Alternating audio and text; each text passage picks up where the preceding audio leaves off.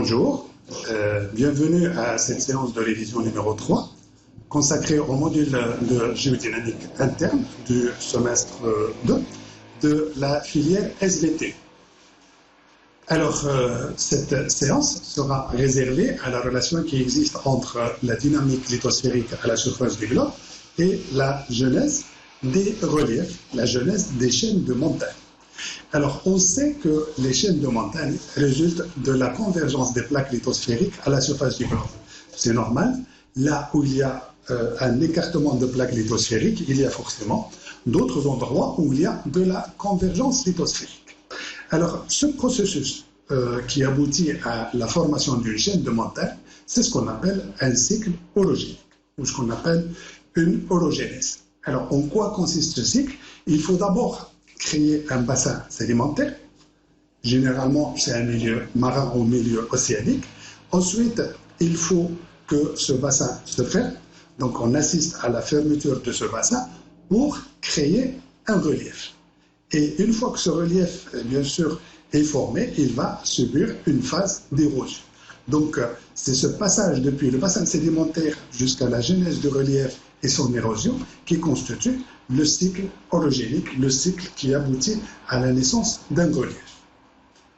Alors, le point de départ d'une chaîne de montagne, c'est évidemment un bassin sédimentaire marin.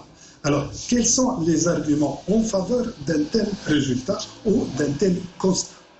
Alors, le premier, bien sûr, argument, c'est que les chaînes de montagne actuelles sont formées par des roches sédimentaires qui prennent normalement leur naissance au niveau d'un océan ou d'un milieu marin. Alors, le deuxième argument, c'est la présence dans ces roches, la présence dans ces reliefs de fossiles d'origine marine. Et puis, parfois, il y a même mieux, il y a présence de lambeaux de croûte océanique dans certains reliefs actuels. Donc, tous ces éléments-là se trouvent dans un océan. Alors, le premier argument, c'est la présence de fossiles. Alors, nous avons ici donc des fossiles de chez nous. C'est sur la route Souera-Agadir. C'est des fossiles qui sont ramassés soit dans les reliefs qui sont juste au fond, c'est les reliefs de l'Atlas marocain, ou bien à des distances, enfin à plusieurs kilomètres de là, mais c'est toujours dans des reliefs actuels, c'est des reliefs du domaine atlantique. Alors, le deuxième argument, c'est la présence de roches dans les reliefs. C'est des roches sédimentaires, c'est un exemple pris aussi chez nous, c'est dans le Haut-Atlas marocain. Nous avons des calcaires éléments et les calcaires éléments se développent dans un milieu océanique. Et puis là, on a un autre argument en faveur de l'origine océanique des reliefs actuels. Ça, c'est un exemple des chaînes alpines, enfin de la chaîne des Alpes françaises. Alors, dans ces chaînes de montagne, nous avons ici à la base un affleurement qu'on appelle les serpentinites. Les serpentinites, c'est des péridotites altérées, c'est des péridotites transformées. Puis nous avons une zone où nous avons des gabbros, c'est des roches magmatiques basiques de profondeur. Et puis là, nous avons ce qu'on appelle les pilolava. C'est des variétés de basalte. C'est des basaltes qui refroidissent au milieu aquatique, au milieu marin.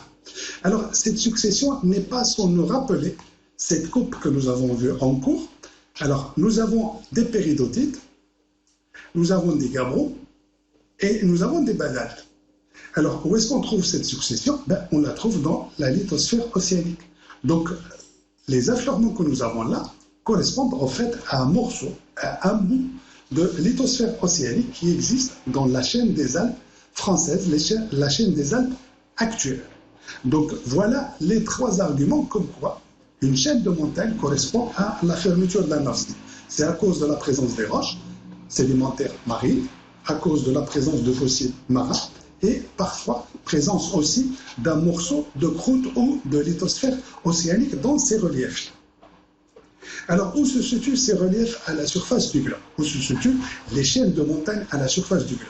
Alors, on commence par ces reliefs que nous avons à l'ouest de l'Amérique du Nord, ce qu'on appelle la cordillère de l'Ouest américain, puis nous avons des reliefs à l'ouest de l'Amérique du Sud, en bordure de l'océan Pacifique. Nous avons également, toujours dans l'océan Pacifique, mais dans cette partie-là, nous avons également des reliefs qui émergent ou qui ressortent au-dessus du niveau marin et qui sont bien sûr sur le plancher océanique. Nous avons aussi des reliefs qui sont ici, c'est l'un des reliefs majeurs à la surface du globe, c'est l'Himalaya.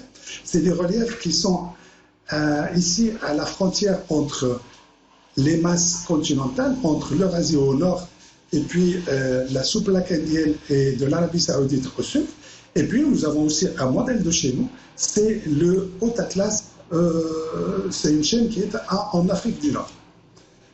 Alors, cette carte nous montre justement le rapport entre ces différents reliefs. On retrouve les cordillères de l'ouest de l'Amérique du Nord, la cordillère de l'ouest de l'Amérique du Sud, les reliefs à la frontière des plaques lithosphériques continentales, et puis là, on apprécie un peu plus les reliefs qui sont ici, en bordure ouest de l'océan Pacifique. Nous avons bien sûr d'autres reliefs, tels celui des Atlas ici au niveau de l'Afrique du Nord, et puis il y a un petit relief un peu particulier, c'est la chaîne Thomas.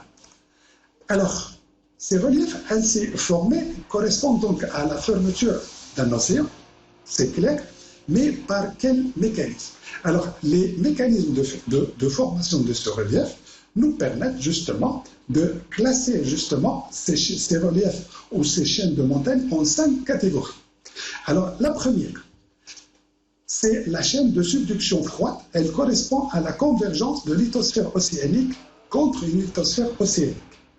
Et le relief obtenu, c'est ce qu'on appelle un arc insulaire. Alors, les exemples, c'est évidemment le Japon, les Antilles et puis l'Indonésie. Nous avons ensuite le deuxième type de chaîne, c'est les chaînes de subduction dites chaudes. C'est la convergence entre une lithosphère océanique et une lithosphère continentale. Alors, le relief obtenu, c'est ce qu'on appelle un arc continental. Et le meilleur exemple actuel, c'est les cordillères des Andes. Et le troisième exemple, c'est la chaîne intracontinentale. C'est un exemple de chez nous. C'est la chaîne du Haut Atlas. Quatrième exemple, c'est la chaîne de collision. C'est la convergence entre deux masses continentales.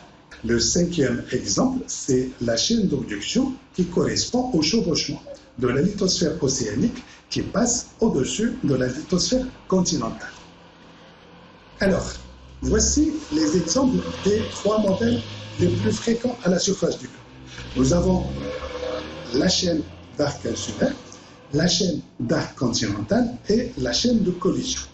La chaîne d'arc insulaire correspond à une subduction donc d'une lithosphère océanique sous une lithosphère océanique.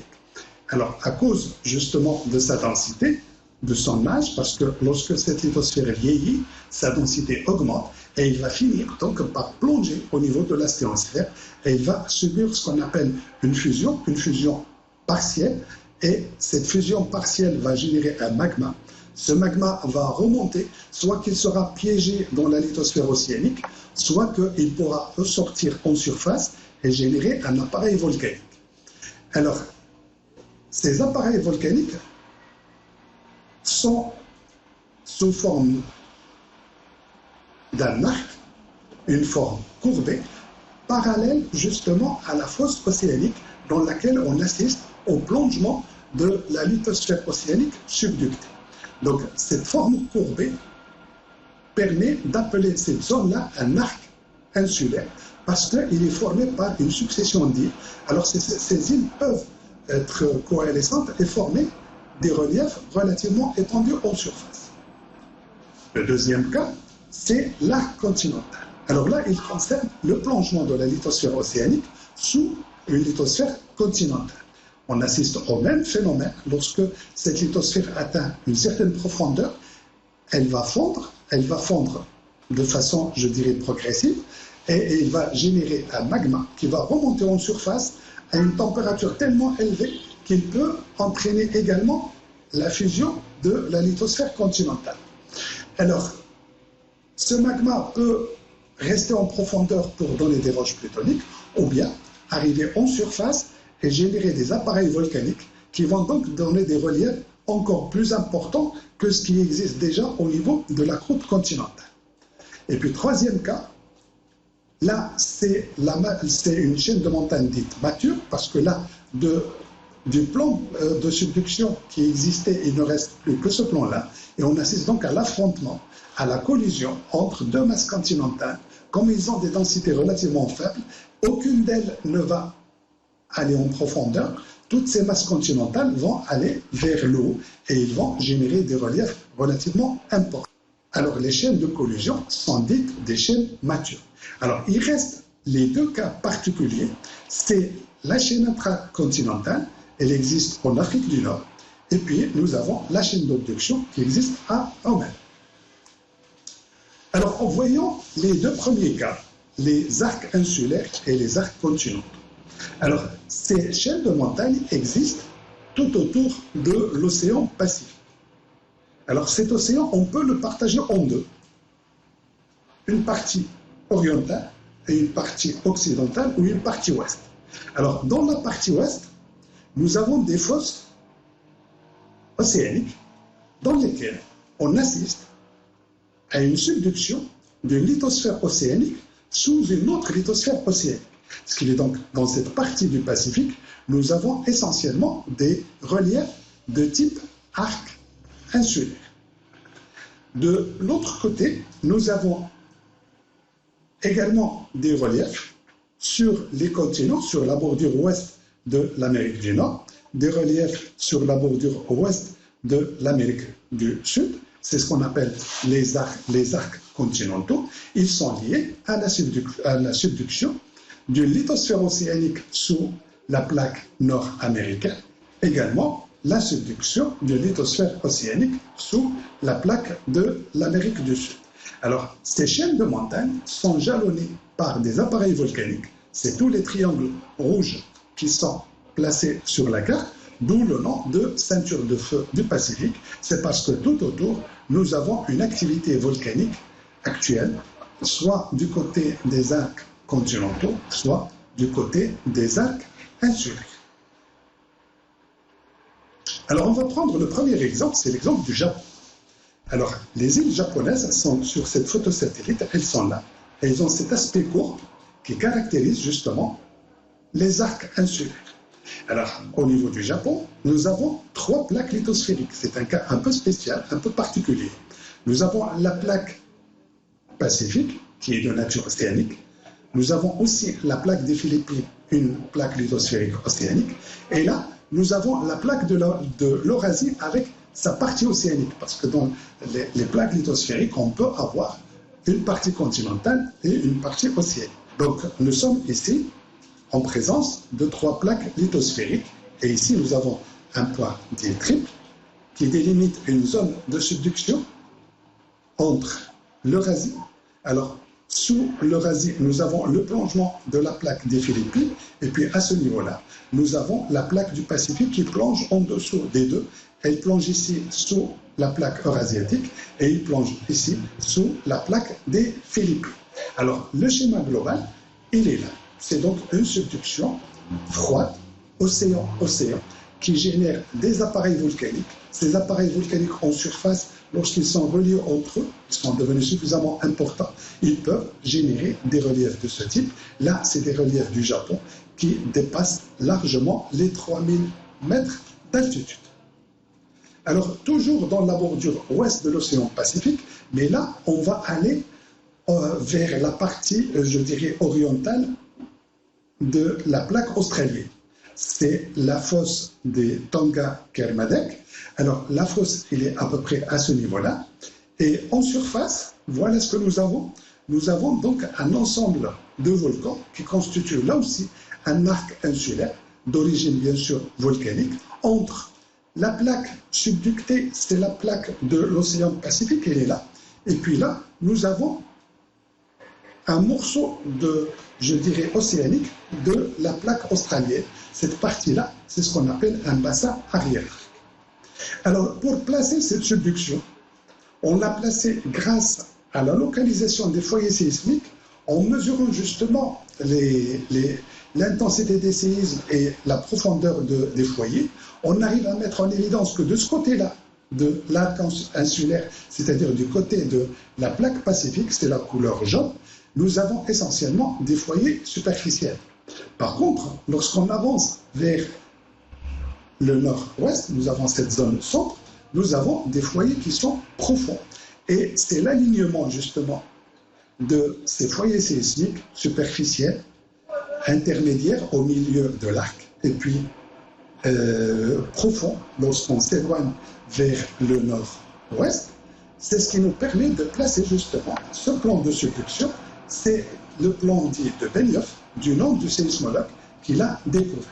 Alors, comment on obtient justement cette subduction-là? Vous avez un exemple sur ce schéma-là. Nous avons donc la création du plancher océanique au niveau de la dorsale. Et là, la densité moyenne est de l'ordre de 3, 3,1, 3,2. Alors, lorsqu'on s'éloigne de la dorsale, la croûte océanique vieillit et sa densité augmente. On passe de 3,2, 3,3, 3,4. Alors là, la densité devient supérieure à la densité du milieu sous-jacent. C'est la densité, bien sûr, de l'asténosphère et du manteau, enfin de la partie solide du manteau supérieur. Alors, une fois que la densité devient importante, eh ben, cette croûte océanique va plonger en profondeur, où il va être recyclé dans les courants de convection. Une partie de la fusion justement de cette lithosphère, une partie de ce magma obtenu peut remonter en surface et générer des appareils volcaniques. Ce sont les appareils volcaniques qu'on retrouve dans les arcs insulaires actuels. Alors, l'exemple de chaîne de montagne numéro 2 correspond à une chaîne de subduction chaude. C'est de la convergence entre une lithosphère océanique et une lithosphère continentale. Alors, les meilleurs exemples sont situés à l'ouest de l'Amérique du Nord et à l'ouest de l'Amérique du Sud. Alors, regardons d'abord la partie Amérique du Nord. Alors, nous avons bien sûr les triangles rouges qui représentent les appareils volcaniques. Et ces appareils volcaniques, c'est ce qu'on retrouve ici. Et voilà, à la verticale de la plaque subductée. Alors, cette plaque, c'est la plaque de Juan de Fuca qui est en train de disparaître dans cette zone de subduction. Alors, en plongeant en profondeur, sa température augmente et cette température qui augmente entraîne une fusion partielle de cette lithosphère qui va donner là aussi des plutons ou des appareils volcaniques. Alors, l'alignement de ces appareils volcaniques génère donc des reliefs. C'est les montagnes rocheuses qui existent à l'ouest des États-Unis, à l'ouest de l'Amérique du Nord. Alors, on va aller maintenant sur la bordure sud de l'océan Pacifique dans sa partie orientale, et on voit donc là le contact qui existe entre la plaque sud-américaine et la plaque de Nazca. Alors, bien sûr, là, on est dans une phase ou dans une zone de convergence lithosphérique. S'il y a des zones de convergence lithosphérique, c'est qu'il y a des zones de divergence. Là, la zone de divergence que nous avons ici, c'est la zone de divergence qui existe au niveau de l'Atlantique central, que nous avons vu lors de la séance de révision numéro 2. Là, nous avons la zone de divergence de la dorsale Est-Pacifique. C'est ce que nous avons vu également dans les séances de révision précédentes. Alors, cette convergence lithosphérique entre la plaque de Nazca et la plaque sud-américaine, la voilà. Elle génère des reliefs avec des volcans explosifs. Et là, sur un profil, on a placé justement les foyers sismiques. Et on voit que plus on s'éloigne de la fosse, qui est ici matérialisée par le trait bleu, plus on s'éloigne de cette fosse, plus les foyers des séismes augmentent. Enfin, plus la profondeur des foyers des séismes augmente. Ce qui fait donc que nous avons un plan de subduction, un plan de Benioff qui passe ici sous la plaque sud-américaine. Alors, j'ai placé ici l'exemple de la fosse des Tonga, la zone de subduction. Alors, la différence entre une subduction chaude et une subduction froide, c'est l'angle de plongement, c'est l'angle que fait le plan de Benioff avec l'horizontale. Là, c'est un angle qui est très fort. Là, le plongement est dû simplement à la densité de la plaque froide, alors que là, l'angle du plan de Benioff, l'angle de la zone de subduction par rapport à l'horizontale, c'est un angle qui est trop faible. Donc il y a subduction parce qu'il y a surtout une convergence, il y a des mouvements de convergence entre cette plaque-là et celle-là. C'est pour ça que la plaque pacifique est pratiquement forcée de plonger en profondeur à cause de sa densité. Alors, voilà les reliefs de la cordillère des Andes. Alors, c'est des reliefs qui sont beaucoup plus importants par rapport à ce que nous avons vu au niveau de l'arc insulaire. C'est des reliefs qui font plus de 7000 mètres d'altitude. Alors là, nous avons, au modèle 3D, le rapport qui existe entre la plaque océanique qui va plonger en profondeur et la plaque continentale qui va rester en surface à cause justement de sa faible densité. Et là, nous avons la cordillère des Andes qui délimite, enfin qui est à la frontière entre l'Amérique du Sud et l'océan Pacifique. En profondeur, nous avons donc la fameuse plaque de Nazca qui plonge justement. Alors, comment plonge-t-elle? Alors, on a ce schéma interprétatif. Nous avons donc de la lithosphère océanique, à cause de sa densité, elle plonge sous la croûte continentale, sous la plaque lithosphérique continentale de l'Amérique du Sud. Elle est déjà suffisamment haute. Alors, la fusion partielle de cette lithosphère océanique génère un magma. Ce magma remonte, alors soit qu'il sera piégé dans la croûte continentale, soit qu'il va refroidir en surface très vite et donner des appareils volcaniques qui vont participer à la genèse de ce relief en bordure de l'Amérique du Sud. Alors, ces reliefs sont donc beaucoup plus importants par rapport aux reliefs obtenus dans le cas des arcs insulaires. Alors, on arrive maintenant à la partie volcanisme. Alors, il y a des volcans dans les arcs insulaires et il y a des volcans dans les arcs continentaux. Alors, si on prend l'exemple de l'Amérique du Nord, nous avons ici donc un appareil volcanique, c'est le Volcano du Mexique. Alors, les roches que nous avons dans ces appareils volcaniques, c'est essentiellement les andésites, les dacites et les rhyolites. Donc, c'est un volcanisme essentiellement intermédiaire. C'est un volcanisme souvent explosif. Et le meilleur exemple, c'est le mont de Sainte-Hélène. Le mont de Sainte-Hélène a explosé en 1980. Et lors de l'explosion, il a perdu 300 mètres de son altitude. À l'inverse, on va voir ici les volcans de subduction froide, c'est-à-dire de lithosphère océanique sous une lithosphère océanique. Nous avons des volcans. Là, vous avez l'exemple du mont Fuji qui existe au sud-ouest de la ville de Tokyo et qui pointe à plus de 3700 mètres d'altitude. Et c'est un magma, bien sûr, basique, parce qu'il provient de la fusion d'une lithosphère océanique contre une lithosphère océanique. Alors, le troisième cas, c'est un cas bien de chez nous, c'est les chaînes intracontinentales, c'est le cas du Haut-Atlas. Alors, vu à partir de la ville Ocre, la ville de Marrakech, nous avons vers le sud de reliefs majestueux, c'est les reliefs du Haut-Atlas, et ce sont ces reliefs-là, localisés au sein de la plaque africaine, qui portent le nom ou qui sont classés parmi les chaînes intracontinentales. Alors, pourquoi intracontinentale? Nous avons notre chaîne de l'Atlas, elle est là. Elle démarre à peu près dans les régions de Souera et Agadir et elle se prolonge vers l'est et elle va pratiquement jusqu'en Tunisie. Une autre caractéristique de cette chaîne intracontinentale, c'est l'absence de croûte océanique. Alors, je vous rappelle que la croûte océanique ou la lithosphère océanique a une certaine composition. Cette composition ne présente aucune trace. Enfin, elle n'existe pas dans le substratum de la chaîne atlasique. Donc, c'est une chaîne intracontinentale parce qu'elle est au sein de la plaque africaine. Deuxième critère, c'est qu'il n'y a pas de croûte océanique à sa base. Qu'est-ce que c'est comme modèle de jeunesse? Initialement, c'est un bassin sédimentaire délimité par des failles normales. Et voilà. Ces failles normales se regardent, ce qu'on appelle des failles normales conjuguées, et nous avons donc une zone effondrée. C'est une structure de quoi? C'est une structure de rift continental. Alors, ce rift continental peut recevoir de la sédimentation. La sédimentation soit continentale, soit marine, soit les deux. Et au cours de la phase, là on est une phase de distension, au cours de la phase de compression, ça veut dire donc qu'il y a un arrêt de la distension. Il y a donc avortement du rift. Normalement, un rift continental doit générer un océan. Or, dans le cas du Haut-Atlas, le rift continental n'a pas généré d'océan. Il va être subsudant grâce aux failles normales et il va être rempli de sédiments. Lors de la phase de convergence, il y a à peu près 65 millions d'années, eh ben, cette phase de convergence va aboutir à la fermeture justement de cette structure.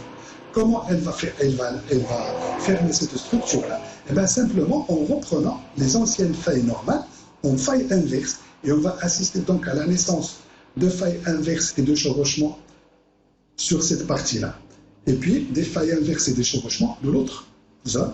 Et ça nous donne un relief qui est presque symétrique, c'est-à-dire un chevauchement à droite, un chevauchement à gauche, avec une absence totale, justement, de traces de croûte océanique. Alors, voilà les reliefs de l'Atlas actuel. Nous avons donc dans la zone axiale, nous avons des dépôts sédimentaires, les voilà. Et puis, dans le substratum, nous avons essentiellement des schistes dont la composition est très loin, justement, de la composition d'une croûte océanique. Les schistes ont une composition chimique beaucoup plus proche de la composition d'un granit, une composition acide. Et les reliefs que nous avons obtenus ici par écrasement de la structure initiale, ben, ils sont là. Et les failles normales qui ont généré le rift sont maintenant des failles inverses et on les retrouve à peu près dans ces zones. Alors voilà les bordures nord de la chaîne atlasique, c'est des contacts anormaux. Les contacts anormaux, par définition, c'est des failles. C'est des failles qui entraînent le chevauchement de la zone axiale sur les bordures. Alors, c'est le chevauchement donc, de cette partie-là sur la bordure du rift.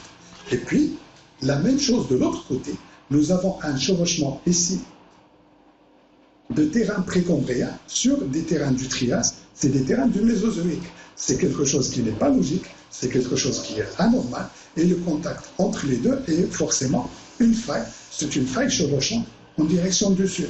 Donc là, chevauchement vers le sud lorsqu'on est dans la partie sud du bassin, et tout à l'heure, nous avons vu un chevauchement vers le nord lorsque on était en bordure nord de la chaîne. Alors voilà, on arrive à la fin de cette séance et on garde donc les chaînes de collision et les chaînes d'abduction pour une prochaine séance. Merci de votre attention et à bientôt.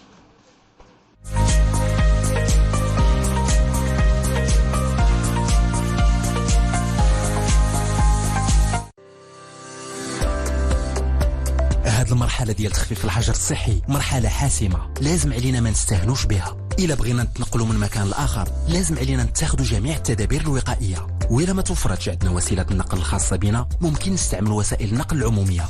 نتفاداو الأوقات اللي تيكون فيها الضغط على هاد الوسائل، نعقموا يدينا قبل الصعود ومن بعد النزول، ونتجنبوا نلمسوا الأسطح ديال وسيلة النقل. نخليو الكمامة على الوجه ديالنا وما ننزلوهاش، ونحترموا دائما مسافة ما كتقلش على متر واحد بيننا وبين الآخرين، وهكذا غادي نوقفوا انتشار الفيروس ونحميو نفوسنا والآخرين. هذه نصيحة من وزارة الصحة.